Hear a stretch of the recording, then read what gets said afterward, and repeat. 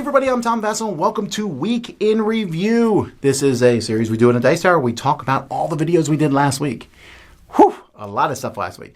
There was a lot of Gen Con previewing, right? Because if you're watching this is the week we're going to be at Gen Con. Don't worry, we still got other videos going up this week. But, let's talk about last week. Hey everybody, I'm Z Garcia. Here's what I reviewed last week. So I reviewed 890 Anno Domini. I gave this a 7 out of 10. This is a neat tile laying, tile drafting kind of game. You're really just building a 3x3. I like what it's doing. I like the various special cards you can take, the various special abilities on tiles. There's some outsiders attacking you as well.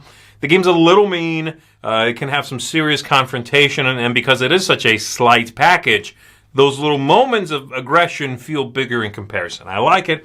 It's one I'm happy to play, but be aware of that. Overall, this is one I would recommend if you don't mind a little bit of, digging in the knife and twisting a little bit, in the overall scope of the thing.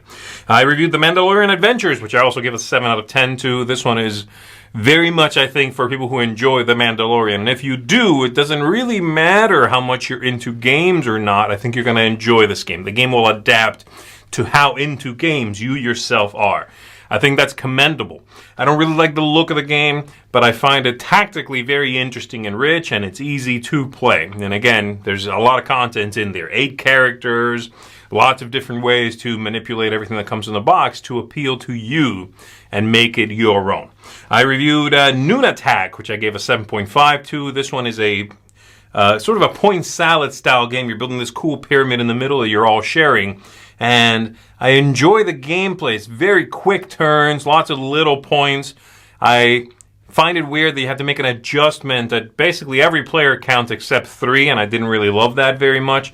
But I enjoyed the proceedings, and it is one that I'm happy to play again, especially again at 3. I feel like at that player count, I'm going to be reaching for this one for a while.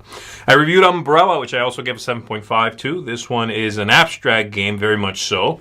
You are sort of pattern building. And I tend to not really like pattern building games. It's something I bounce off of pretty hard. This one I enjoy. This one I think does something a little bit different. I'm working with my own pattern, first of all. No one's going to be messing with what I'm doing. And the areas I'm taking new input from are something I share with my opponent to my left and my right. There's one in the middle.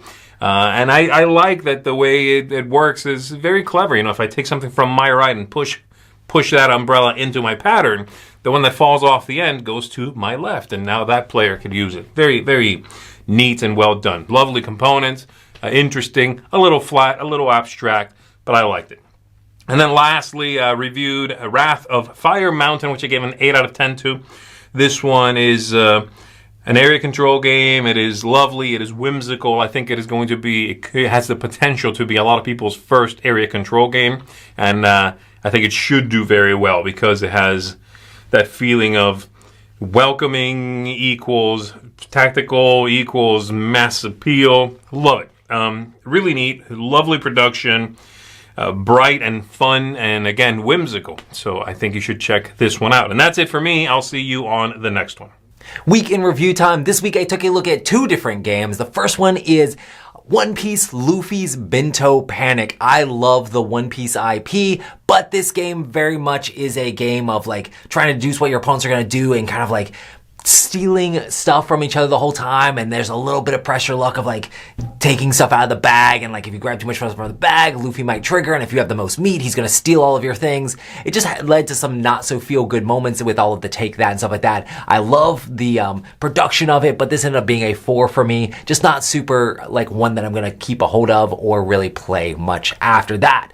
But then the next one I looked at was amazing, and this is Mandalorian Adventures. This is a game where you're going through different scenarios, working together, cooperative as a team, playing a whole bunch of different Mandalorian characters. I love that it's on a book map and everything, and so all of that is set up for you. And then there's tons of different scenarios once you've kind of unlocked everything that you can play through with different aspects to it. And you can play the same scenario on different maps, which is really cool as well. I just really enjoyed this game. It's a very thinky, puzzly game of okay, I play this out and do this much damage and move this thing around. It almost gave me a vibe of, I felt a little bit like playing Marvel Champions, of filling out okay, exactly exactly how am I going to do this. Very strategic and very interesting and a lot of fun cooperatively. I'm super excited about playing that, and this was an 8.5 for me, and I could see it go up even higher. So I'm excited to play more Mandalorian Adventures, but that is what I have looked at this week.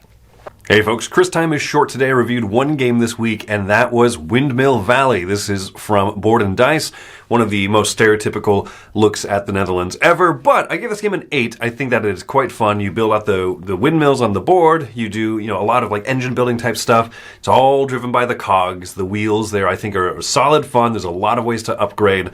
I've really enjoyed Danny Garcia's designs. The thing that holds this back just a smidge from getting a higher score and seal of excellence. I'm giving this one an 8, which is a seal of approval. The thing is that it is quite more multiplayer solitaire than his other designs, and I don't mind that. But if someone pulls together a good combo early on, they can kind of pull ahead, and you basically have to go and play another game before you can catch up to them, because it's going to be there's no real interaction points to actually slow other people down and to kind of take advantage of opportunities they present. So I think this one's a fun game, very enjoyable, and sleek rule set, especially for Board and Dice, and so one I will be playing more and have a lot of fun with. But just that hair below the other Danny Garcia designs that I've really enjoyed so far. But that's been my week. Hi, I'm Wendy Yee, and I have one game this week that I was in the review for, and that is Windmill Valley. So this is a fun board and dice game where you have some cool engine building going on. I love the gear, the action gears that move. I like the idea that you can move at a few spaces or just one space, depending on how you either spend money for the water or you spend the tools. So there's a lot of options there for moving. The money's also tight, which I appreciate that tight market. It makes it matter, but also money's not impossible to get. And so I think there's some cool stuff going on. I enjoy the flowers and the increasing your board, the upgrades. There's just a lot of fun stuff going on. So I gave that an 8. So there you go. If you're interested in that, check it out. Otherwise, I'm Wendy Yee, and let's see who's next. All right, we reviewed the Mandalorian Adventures, which I enjoyed. Very puzzly version of the Mandalorian Season 1. A lot of cool things going on from Corey Kineska. I gave it a 7.5. I did 5 short reviews, a video full of those, which has some good, some bad. You'll have to check that out. Me and Z reviewed Umbrella, this abstract game. Beautiful, but it just left me feeling cold and empty, so I had to give the Umbrella a 5. Nunatak, this is a build-a-pyramid one. I really enjoyed this game. It has some issues with player numbers, but other than that, fantastic. 8 out of 10. We did the a board game smorgasbord where we walked through Gen Con and talked about our top 3 Scott Alms games. Reviewed Wrath of Fire Mountain. This is a very fun, lightweight game. I gave it a 7.5. It's like My Little Blood Rage. No, I gave it an 8. Not a 7.5, an 8. I enjoyed it.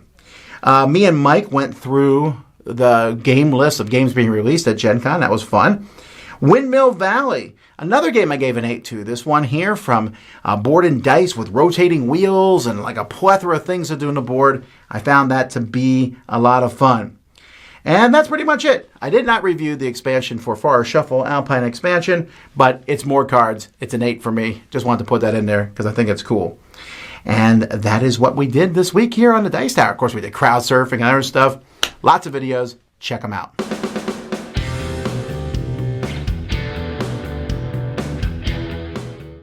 Hey folks, thanks for joining us for that video. If you haven't yet, like the video, subscribe to the channel, and hey, make sure you check out what's happening, where I'll cover an app on an iOS or a Switch device, and you can check it out along with me. Thanks very much.